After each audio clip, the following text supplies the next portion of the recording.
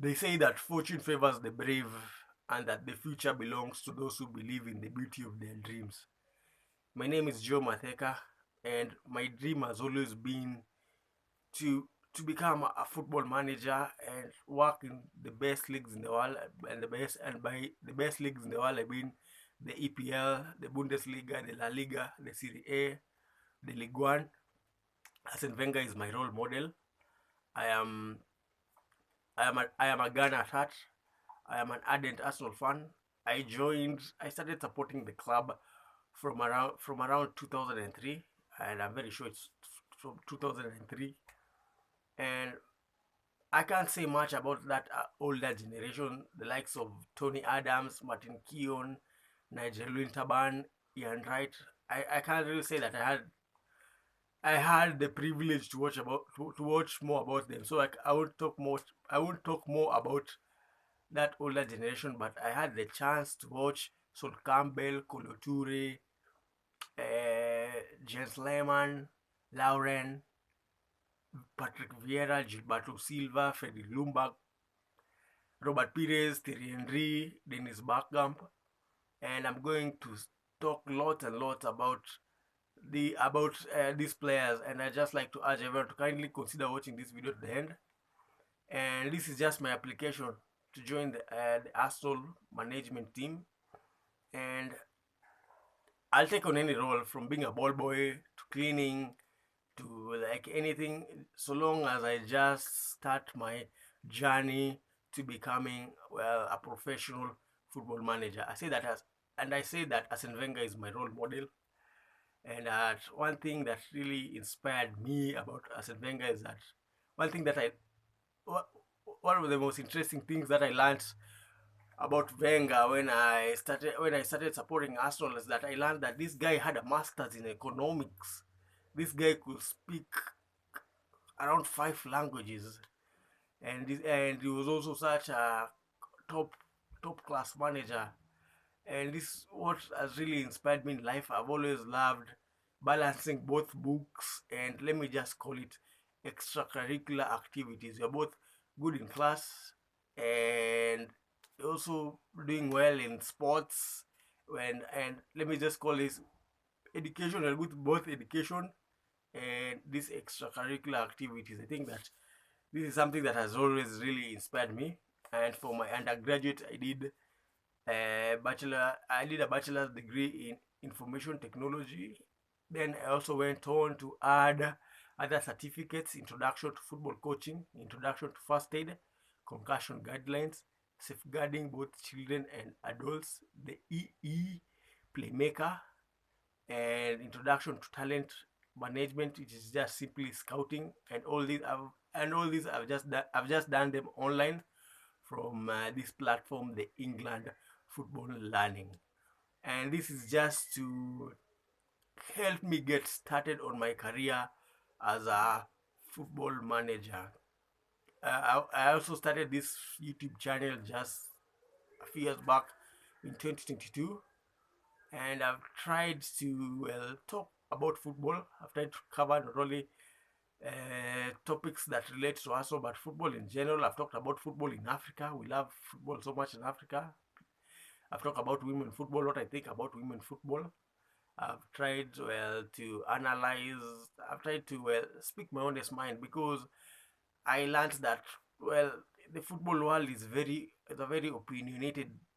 It's a very opinionated industry, and not even the best, and even the best managers in the whole world, they might differ. They might prefer different players, and this is why I believe that it is important for me to be me. I've watched Arsenal for so many years, and Arsenal has had such a profound influence in my life.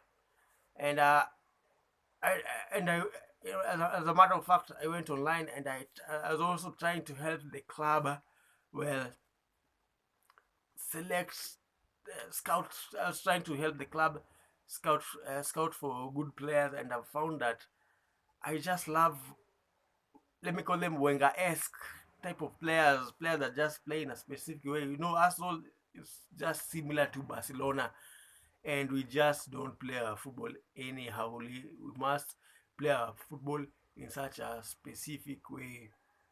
And I found that as much as some of these players are great, then I have a liking for certain players, and all this is just down to the kind of football I've been watching for years and years. And in fact, we can just say that all this, the Wenger ball, Arsenal must just play in a specific way. And I just found myself going after certain players, and I believe that this is just down to, well, the type of football that I've been watching. It's just down to how my mind has learned how football should be played. So that's the first thing I just wanted to say, that Arsene Wenger is my role model, and I just like to kindly urge everyone as well, like kindly help me so that this video might reach Arsenal Football Club, and especially Arsene Wenger and all those club legends. All right. So the second thing is that sometimes in life, some of these great decisions, some of the best advices, my friends, and I like just listen to me very keenly. Some of the best advices in life, they don't come from professional people. They just come from ordinary guys like you and me. And this is why I am not afraid of speaking my own honest mind. Remember when Wenger came from Japan, Nagoya Grampus in 1996? People never knew anything about Arsene Wenger. Remember in the headlines, Arsene who? Nobody knew anything about Arsene Wenger. Yet this guy went ahead and changed the history of football forever and ever. So sometimes it is just, sometimes you need to believe in yourself sometimes, and I believe in myself. And as a matter of fact, I'm not even afraid of differing with my own fellow Gunners. I know that most people were pushing for a striker, and that was like the topic of everyone was talking about strikers. And here I am having a different opinion, knowing that last season uh, we had Granit Xhaka and Thomas Partey who played such a pivotal role in Arsenal's, well, charge for the title last season. And this Xhaka left Arsenal, and Partey has been largely absent this season. And I believe that this is the area that needed to be addressed and not the strikers. Even when Jesus was injured last season, Nketiah stepped up pretty well for Gabriel Jesus. So it was not a matter of striker, but midfield is the area that needed to be urgently addressed. There's also this case of Jenny and Louis Rubiales. While majority of the whole world have turned against Louis, I believe that Louis, well, is innocent, and I can go on and on. I'm not afraid of speaking my own mind. While most people might say that Scholes is the better player between Gerrard, Gerrard, Lampard, and Scholes, yeah, I'm of the opinion that Steven G is the best player. And don't even get me started on Yaya Toure. And my point is, I'm not afraid of speaking my own mind, especially if I feel like deep down in my heart that this is just nothing but, well, the truth. All right. So sometimes also in life you need to be reminded of who you are, who you truly are, who exactly is Arsenal, or what exactly is Arsenal. And for me, Arsenal can be simply equated to, Arsenal is equals to Arsene Wenger and everything he has tried to achieve over the years, his policies, his vision, his mission. See, Arsenal started here, way and way back, years and years back. But most people will remember Arsenal. When most people talk about Arsenal, then you'll think about Arsene Wenger and everything he's tried to achieve over the years. Balancing books. We've had an economist for a manager for such a long time, and I believe that balancing books is just part and parcel of who Arsenal is. Playing beautiful football is just who Arsenal is. At Arsenal, we don't sign superstars, we make them. That is what makes Arsenal to be pretty special. Having an eye for talent, setting records. And speaking of setting records, my friends, while majority of the whole world believe that for this 49 game, it is something that is these 49 games unbeaten run, it is something that is truly special. But that is in the past, my friend. We need to set new records. Man City won the treble last season and they've joined the likes of, well, the few teams that have ever won the trebles. And my point is that these records are being broken year in, year out. We need to start setting new records. Yes, the past is awesome. Wenger and that the Invisibles team they gave us the best memories and still remember them. But my fellow Gunners, that was in the past. Man City, Chelsea have won 2 Champions League titles. My friend, Man City just won the Champions League. Arsenal has been. I need to see Arsenal winning, well, the Champions League, and if you are not very careful, all these teams will overtake Arsenal, and they'll just become, they'll just become the better team, well, compared to Arsenal. And from everything I've just said, I believe that I'm not afraid of speaking my own mind, and I've just well blatantly told the whole world. All right, so moving on, I also wanted to say that I also wanted to talk about. I say that I'm not old. I started supporting Arsenal from around 2003, and let me just take you down memory lane and talk about, well, everything that happened from Arsenal from around 2005 to around 2014 and what I really think about it. So 2005, in 2005, Patrick Vieira scored the last penalty kick against Man United, and this was his last game he ever played for Arsenal as he moved to Juventus. And funny thing about it is that Arsenal has never won the English Premier League title ever since we lost our captain Patrick Vieira, and his replacement was this teenage prodigy Cesc Fabregas. The difference between Patrick Vieira and Cesc Fabregas, well, there's no difference at all. All these players are equally talented. Probably just Vieira is taller, has a bigger frame compared to Cesc Fabregas, but talent-wise, well, all these players are just, well, there's there's nothing to separate between these two players. And it was also around this time when teams started, they identified the midfield as the most important area in the pitch. And this number 10, we had the number 10, we had number 9, we had number 10, but I think Beckham was number 10. So this number 10, it transitioned, it's changed to attacking midfielder. Teams uh, instead of teams using 2 players up front, they started using, well, one striker, and this attacking midfielder just played just right behind, well, this striker. So that was in 2005, and I believe that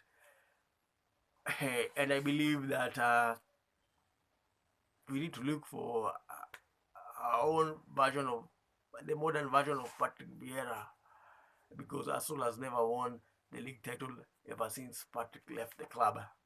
So in 2006, Arsenal reached the Champions League final. They played against Barcelona.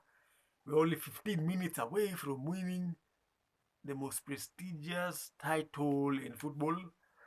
And some managers are of the opinion that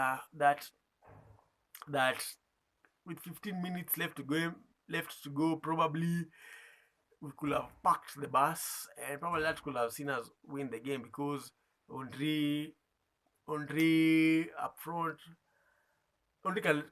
Thierry Henry could play up front all alone. Then the rest could focus on defending. Another interesting thing that happened during this 2006 Champions League final is that, and this is just, I'm not saying that the referee made the wrong decision, but let me just challenge, well, all this officiating.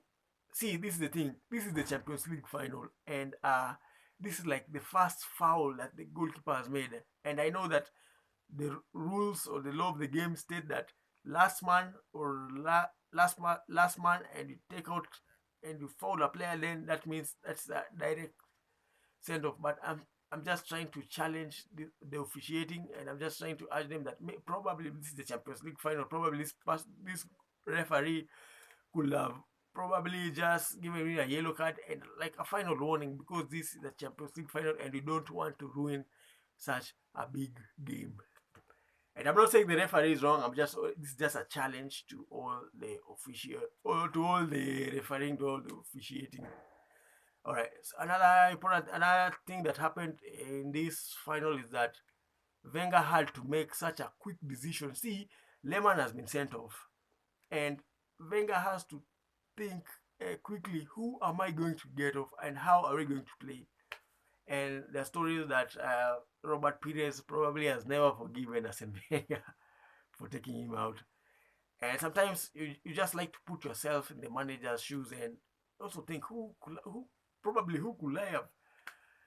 I have got, who could I have subbed, which player probably could I have taken out? And sometimes you put yourself also in the manager's shoes, and you also have to think, so who am I going to take out? The Cesc. You know that definitely you don't touch the defense stays intact. You know that Cesc and Gilberto probably they can't come out. You know that Henry cannot come out, so that leaves you with Alexander Kleber, Fredrik Ljungberg, and Robert Pires. So probably uh, who could the manager have taken out? And I believe that it was just a tough decision, and probably could have taken one of those three. And I believe this was just a tough decision for even Arsene Wenger. And in 2007, let's skip 2007. 2007, we moved from Highbury to Emirates. This when we had completed the construction of our stadium.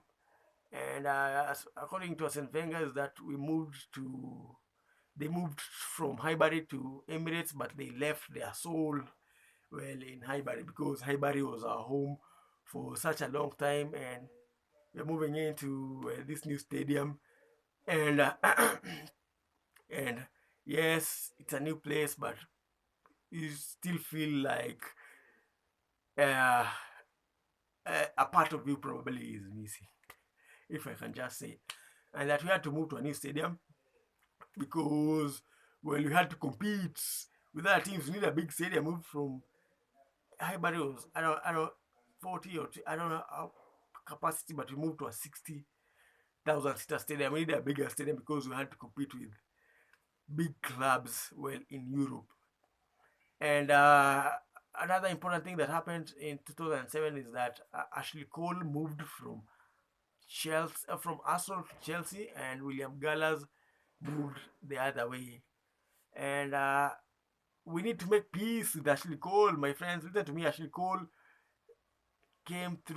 passed through the Arsenal Academy. He's one of our own. We need to make peace with Ashley Cole.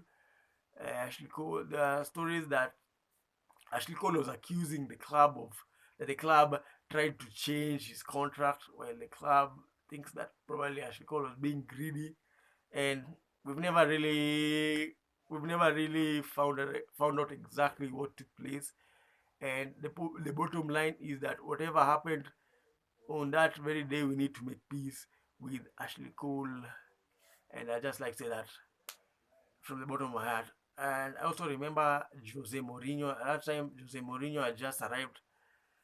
I just joined Chelsea, and I remember Jose Mourinho going undercover, going incognito, meeting Ashley Cole in a hotel, and trying to probably persuade him to join Chelsea.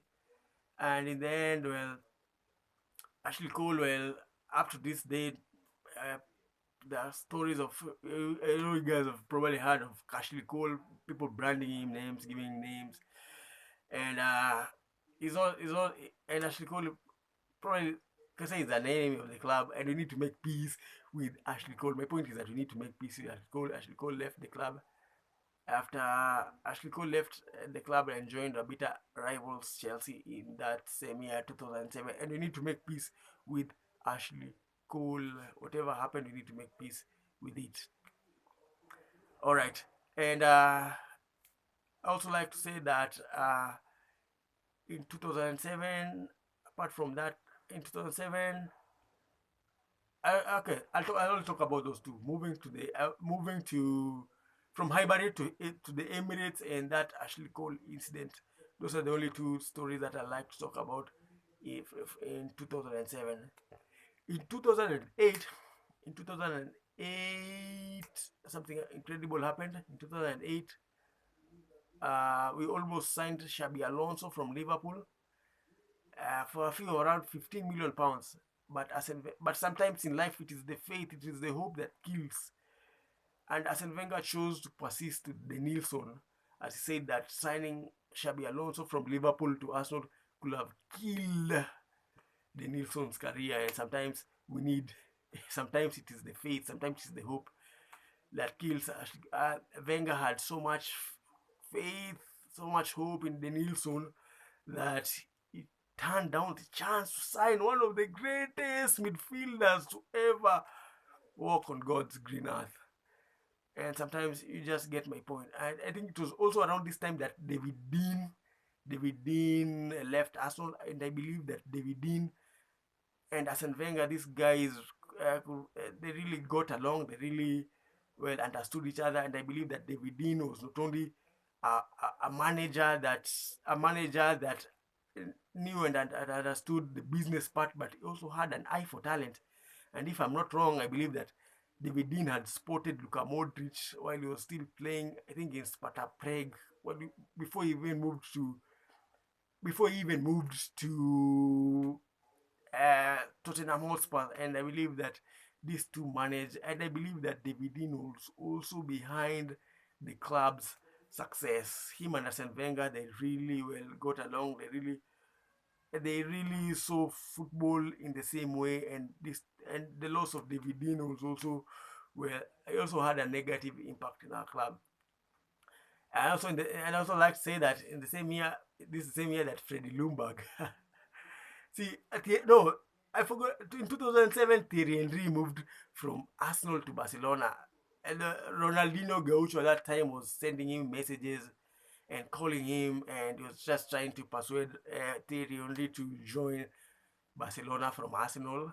And I believe that Thierry Henry left Arsenal simply because maybe he had never won the Champions League, and that it was only at Barcelona where he stood a greater chance of winning, well, this title. And I believe that probably that's the only reason why he left the club. And I don't know if he could have stayed at the club had Arsenal won the Champions League, or had he won all these other titles. I don't know if he could have stayed at the club, but I believe Thierry Henry had given his best and his all, and I have nothing against Thierry Henry, but he left.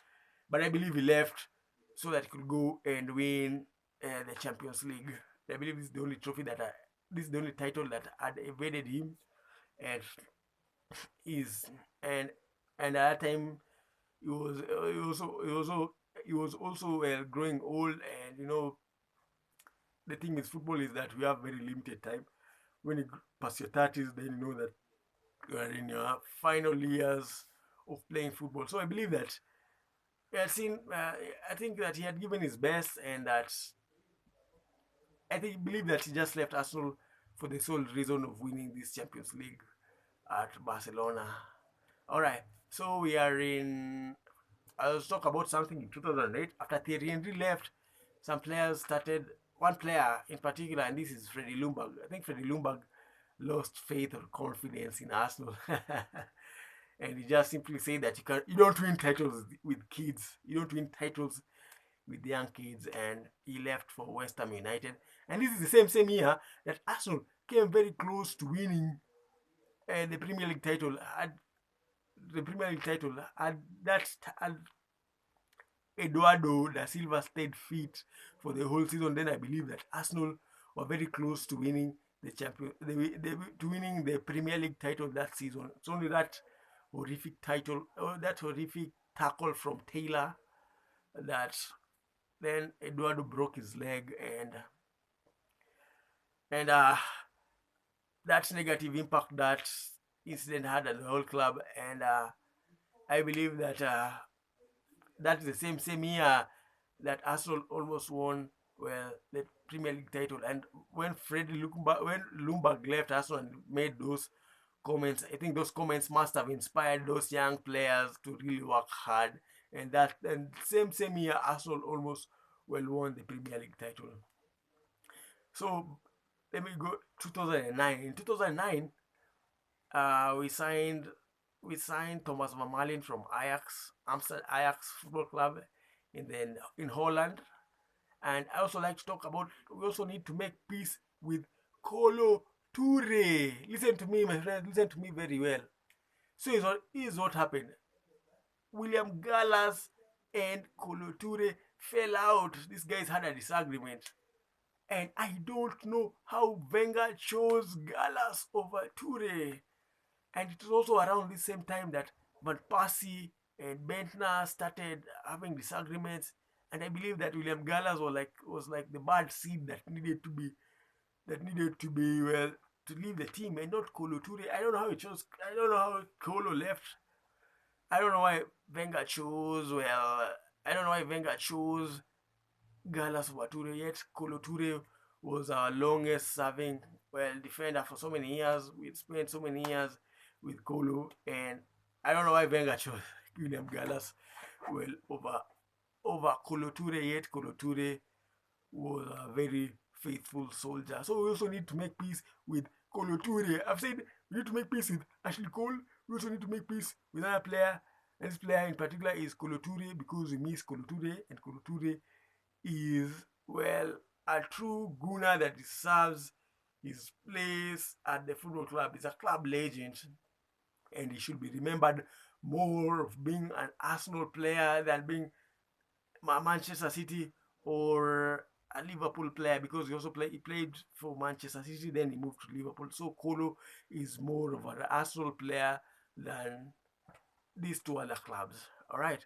So in 2010, something incredible. 2010 says, after Spain won the World Cup, I think Fabregas left the club. Fabregas had stayed. Listen to me, Fabregas is not a traitor, and sometimes I really want to become a football manager so badly, because I don't get it how someone might say says Fabregas is a traitor.